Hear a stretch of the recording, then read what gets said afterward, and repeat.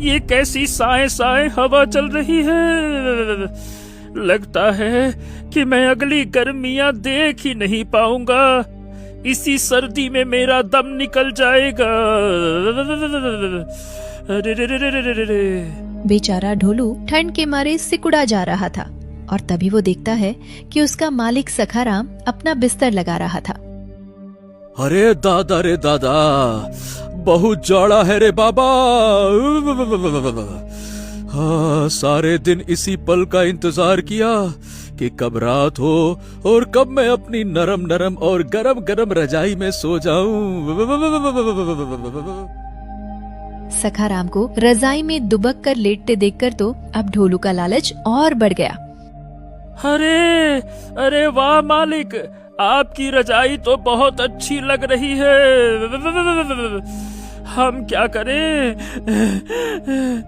हाँ तो और क्या रे ढोलू, अरे आज ही बाजार से लेकर आया हूँ, पूरे 1000 रुपए की है। हाय हाय हाय हाय हाय हाय, क्या मजेदार रजाई है, पूछ मत। देख, इसमें घुसते ही आलस आने लगी। ऐसा लग रहा है जैसे ये रूई नहीं, हा, बादल हो और मैं बादलों के बीच में सो रहा हूँ। आए हाय हाय, आए हाय हाय हाय। वाह वाह वाह वाह वाह, सुनकर ही मजा आ गया। मालिक, मुझे भी एक रजाई ला दो ना, ठंड से मेरी जान निकल रही है। क्या कहा तूने? तुझे क्या चाहिए? रजाई? अरे रे रे रे रे, इसमें हंसने की क्या बात है मालिक? मैंने ऐसा भी क्या गलत कह दिया? एक रजाई ही तो मांगी है, आपकी किडनी थोड़ी ना मांग ली है। अरे रे रे रे। हंसू नहीं तो और क्या करूं रे ढोलू? कभी देखा है किसी गधे को रजाई ओढ़ते हुए?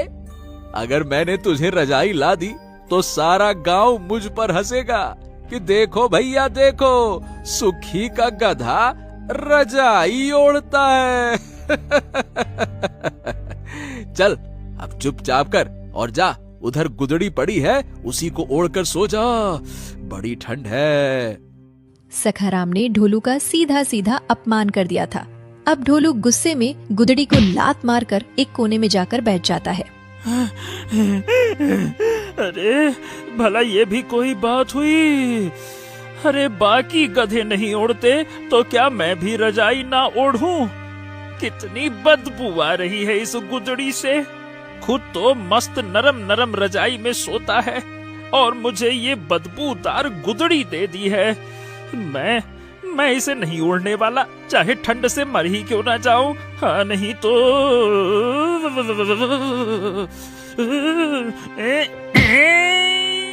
गुस्से में ढोलू एक और बात गुदड़ी को लात मारता है और सोने चला जाता है।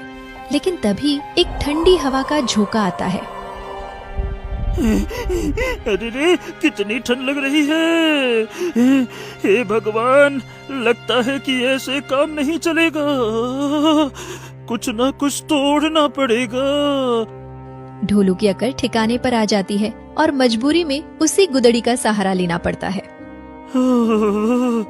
एक दिन ऐसा जरूर आएगा जब मेरे पास भी अपनी खुद की रजाई होगी।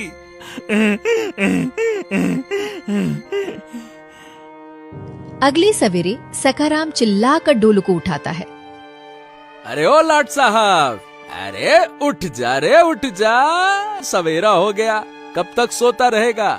नहीं तो तुम आज्ञा करो तो मैं ही चला जाता हूँ बाजार में सामान ढोने, और तुम राजकुमार के जैसे यहाँ आराम से सोते रहना।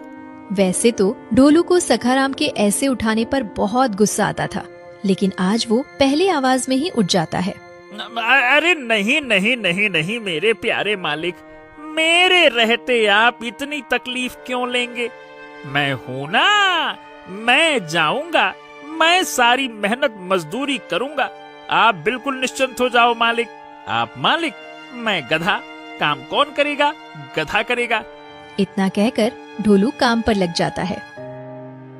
हैं? इसको क्या हो गया? अचानक से बहुत सुधर गया। खैर मुझे क्या, चलो भाई काम पर लगते हैं।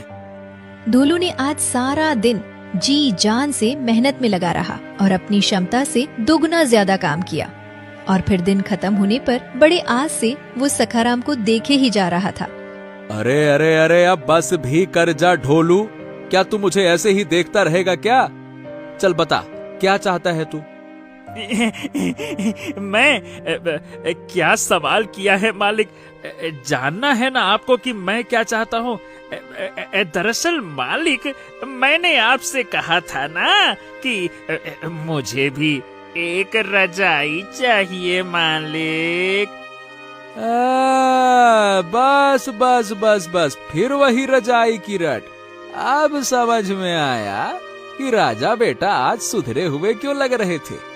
दिन भर मेहनत दिखाकर मुझे पिघलाने की कोशिश कर रहे थे, हैं? इसीलिए तू ये सब कर रहा था, है ना? क्यों? नहीं नहीं नहीं मालिक, पिघलाना नहीं मालिक। मैं तो बस आपके दिल को गर्म करना चाहता था, ताकि उस दिल से मेरे लिए भी एक गर्मा गर्म रजाई निकल आए। तो ये बात है। अच्छा सुन ढोलू, मुझे आज रात काम से शहर जाना है और मैंने रजाई धुलकर सूखने के लिए डाल दी है। रात भर हवा लगेगी तो अच्छा रहेगा। तो तू अगर आज रात मेरी रजाई की रखवाली करेगा तो कल मैं तेरे लिए जरूर मस्त मस्त रजाई ला दूंगा खरीद कर। सखाराम की बात सुनकर ढोलू खुशी से झूम उठा। क्या सच में मालिक? ये बात पक्की है ना? जो आपने कहा है वो करोगे ना? आप बाद में आप मुकरोगे तो नहीं? खाओ, कसम खाओ मालिक। अरे हाँ रे बाबा, तेरी कसम। अब खुश? अब तू अपना काम ठीक से करना। सखाराम काम से शहर चला जाता है। ढोलू खुशी से इतना गदगद हो जाता है कि पूरी रात आंख में एक भी झपकी नहीं लेता। बस ढोलू, थोड़ी सी ठंड और सह ले। कल तेरी भी अपनी रजाई होगी। आज की रात आखिरी रात है जिसमें तू बिना रजाई के सो रहा है। वैसे तो ढोलू खूब बहादुरी दिखाता है और बहुत देर रात तक जगता है। आधी रात को अचानक तेज हवा चलती है और सखाराम की रजाई तार से उड़ जाती है और सीधा ढोलू के ऊपर जा गिरती है। लेकिन ढोलू इतनी गहरी नींद में सो रहा था कि उसे कुछ पता ही नहीं चलता।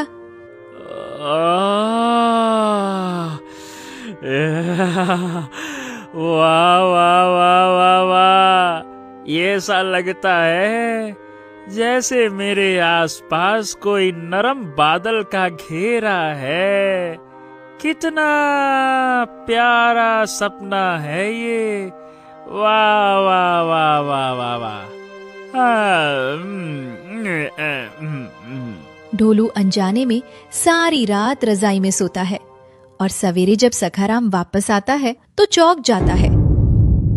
अरे क्या रे ढोलू के बच्चे, तेरी इतनी मजाल कि तू मेरी रजाई ओढ़कर सो रहा है, हैं? मौका क्या नहीं मिला कि तूने मालिक की रजाई ओढ़ ली। सखाराम गुस्से में पास पड़ा डंडा उठाता है। आज तो तेरी खैर नहीं, रुक जा। अरे तेरी तो आई आई आई आई आई आई आई अरे अरे मालिक, मैंने क्या कर दिया? आई आई आई आई। ढोलू बेचारा अभी नींद से जागा भी नहीं था और उस पर डंडों की बरसात हो गई। अरे निकम्मे गधे, तेरी इतनी मजाल कि अपने मालिक की रजाई ओढ़कर सोता है। अभी तेरा रजाई का भूत उतारता हूँ। ये ले, ये ले। सखाराम से डांट और मार खाने के बाद ढोलू का दिल टूट जाता है। जब सखाराम जी भर के मार लेता है तब वो अपनी रजाई लेकर चला जाता है। ढोलू भी चुपचाप घर से दूर खेतों की तरफ जाकर बैठ जाता है। अरे रे रे रे रे रे रे रे रे, मेरी पीठ को सुजा दिया। शायद मैं रजाई के लायक ही नहीं हूँ। इसीलिए इतनी कोशिश के बाद भी मेरे हाथ बस मार लगी। अब मैंने कोई बेईमानी नहीं की, मगर मालिक को झूठ लगा। शायद गधे कभी गरम रजाई में नहीं सो सकते, यही गधों की किस्मत है। वो अकेला खेत के किनारे बैठा हुआ था कि तभी उसे पीछे से एक धीमी सी आवाज सुनाई देती है। अरे ओ ढोलू! ढोलू पलटकर देखता है तो बसंत काका खड़े थे। ये उन्हीं के खेत थे जिनके किनारे ढोलू बैठा हुआ था। क्या रे ढोलू, क्या बात है? तू इतना दुखी क्यों बैठा है रे?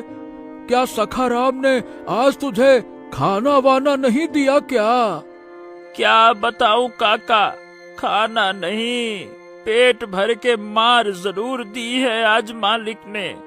सुझा दिया, हाँ, मार मार के मेरी पीठ।